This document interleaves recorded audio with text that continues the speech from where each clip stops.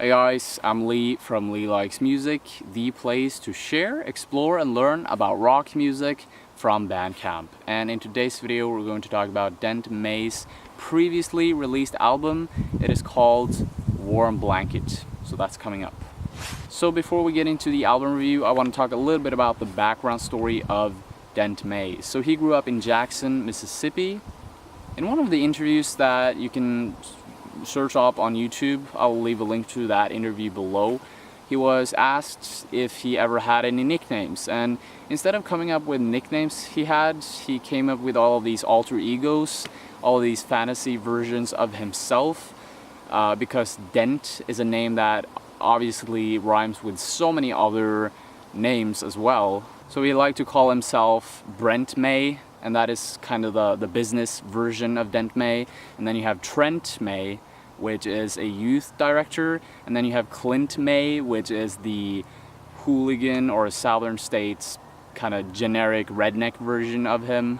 Yeah, I don't know, you just gotta watch the interview below. Another thing that he stated in that interview is that he has a clever taste for Halloween costumes. One day, or one Halloween, he was dressed as this religious protester, and he was wearing this suit and he had this sign that said "God hates you."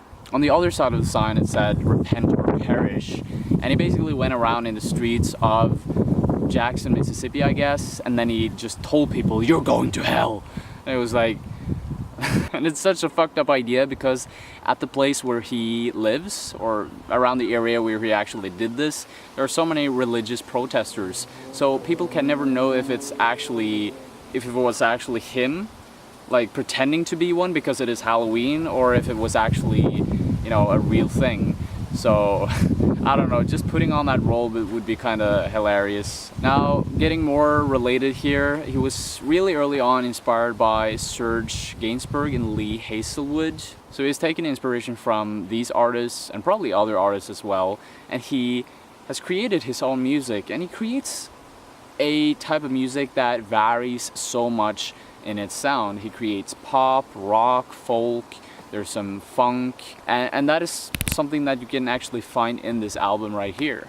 For some reason I always pick the records that are really versatile when it comes to genres. I don't know why, it just happens. So yeah, what can I say? Now, Warm Blanket is an album with 11 tracks, and it ticks in on a total runtime of 40 minutes. I'll try to go through some of the tracks that impacted me the most in the first place, okay? The first track is called Called Up the Speakers, and this was immediately one of the tracks that I came to like. Although I think it's just a little bit over 1 minute long, it serves as this really beautiful and short vignette, as like an intro or interlude to the rest of the album. Turn up the speakers, baby. Dim down the lights real low. It almost seems like he's telling the listener to actually pay attention, because it seems like he has something important to say, possibly in the songs that are coming up. The mix of piano, violins, and backing vocals make out for this very soft and really nice intro to listen to, and I don't know, for some reason I just loved this. It just got me in the mood to listen to the album, because it doesn't seem like he's trying that hard to create something really good. It just turned out to be a very epic intro. The second song on the album is called Let Them Talk, and this is a big juxtaposition to the previous song. It's so contrasting in terms of how it sounds. A series of synchronized drum hits and guitar strums kind of march towards you as you listen to the song, and it almost reminds me of the intro of David Bowie's Let's Dance. I mean, just listen to this.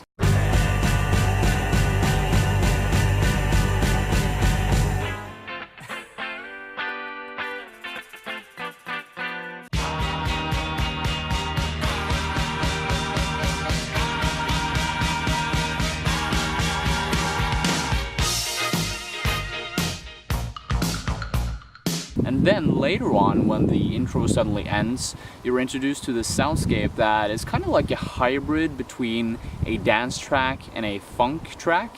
The horns, the bass, and the guitar kind of ground the verse in this funky sway, and you also have this offbeat drum in the background, kind of emphasizing the rhythm and just making it even more catchy. You'll probably notice that the chorus is a little bit more straightforward, it's a bit more poppy, it's easier to take in, but at the same time you also have some synth elements that gradually ebb in to the song and adds another element. So there's always something to take in, there's always something to be on the lookout for in the song. The first 3 songs on this album are all really great. The third one, it's called Born Too Late. The first thing that I noticed about this song is the lyric, because it almost seems like Dent May is singing about an older woman and how it's like to be in love with an older woman. To me, the lyrics are quite generic. It's like a very typical love song, but to be honest, I really don't mind. You know, sometimes generic songs or generic songwriting can be really bad because it just make the whole song more generic. But then you also have like generic songwriting which fits well to the feel of the song, to the cadence of the song, and that is what happens here.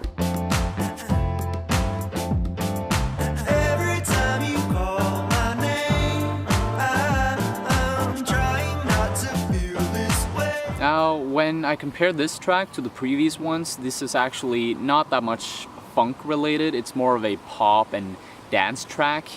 And I have to say that I really love musicians that put a bit of detail into their songs, and in this song, Dent May actually did exactly that. The song, for some reason, it's really windy again. Why? Anyways, sorry guys. He put in lap steel, violins, and bongo drums into a dance track. And I feel like someone did this before, but it was just not that good. I'm gonna skip over some tracks right now and jump over to the 7th. I don't have like 7th track. It is called It Takes a Long Time. This is instantly reminding me of some Beatles or some Beach Boys type of music. It has this instantly feel-good vibe to it that is generated by the horns and also the synths here, kind of generating this warm and familiar soundscape. And to be honest, there's not a lot of versatility here, but to be honest, I don't have an issue with this because this is a good throwback song. It gives you the value that you expect. It's nice to listen to. Maybe you don't want to tune it in like all the time because it's not that enticing, but it's good, it's great. It takes a long time to find a love that feels so magic. So have a good. Track number 8 is called I'm Ready to Be Old, and at this point in the album, when you come to this section, it seems like Dent May is trying to explore his more singer-songwriter style of composing songs. The instrumental arrangement is kind of stripped down. There's, you know, the vocals, there's a guitar, there's violins, and maybe a very subtle synth in the background, but there's really not that much more to it. I think he is kind of trying to explore his lyricism at the deeper level. As the song title suggests, May is trying to explore the idea of growing older. He sings, I'm ready to be old and wrinkly and gray. I'm ready to be old, and it's not far away. And then the chorus comes and it sings, under the moonlight, a voice said to me, honey, this lifetime is just fantasy. Be good to your parents, be good to your friends. There may be a chance now to be part again. So yeah, not really that deep. It's more of a surface level philosophical topic that he's tapping into here. It's a gentle take on life and death, and yeah, I don't know, it fit well into the song. I kind of like it. 9th track is called Endlessly. Yet another singer-songwriter type of song, and another love song. It's a very sweet and dreamy and generic love song. Endlessly next to me.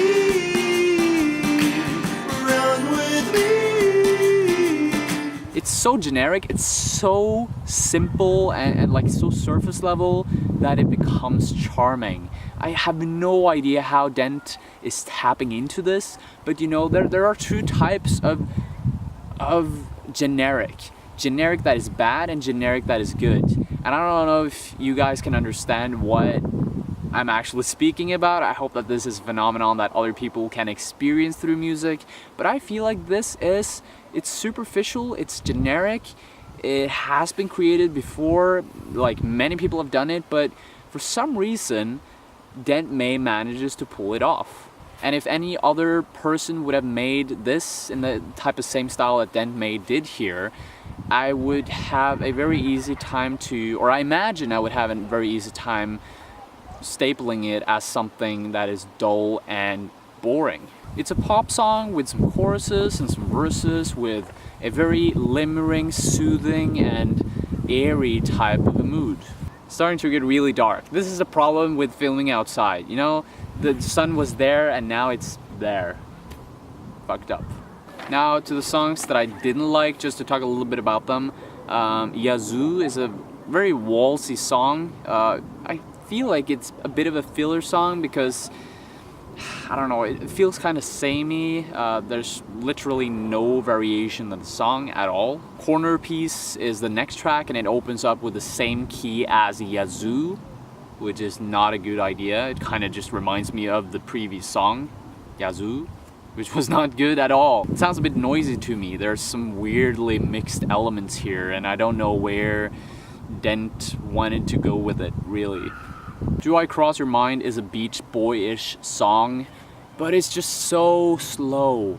It is insane. You listen to it one time and it's like timeless. It's like time is stopping when you listen to it and you enter this really bored state where either the song's just, it flops by or it lasts forever. Now just to sum up this album, I want to say that this album had really good production quality. It's a great throwback album with quite a lot of versatility when it comes to the different sounds. There's some funk, there's some dance, there are some more folky and poppy songs here. The negative part about this album is that not all of the songs are equally as good. Maybe he could have made his songs a little bit more original without making it too versatile and making it more cohesive in a way. I don't know, maybe just adding a different take on what he was already doing. And maybe he could have added some more meaningful lyrics, like some deeper lyrics that tell stories instead of just, you know, rambling up a bunch of, you know, generic mumbo jumbo. Like more details and more thought. I think that would have made the album a lot stronger. But I liked it nonetheless. I'm definitely gonna tune into this again.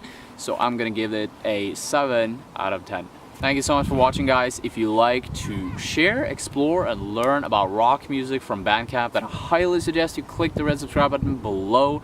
Also make sure you hit that bell icon beside the subscribe button, because in that way you'll always get notified when I upload new videos to this beautiful YouTube channel right here that I've been working so much at.